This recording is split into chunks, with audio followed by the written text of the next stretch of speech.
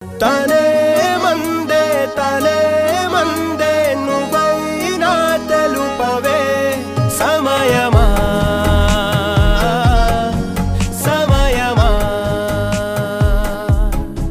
నిజమేదో.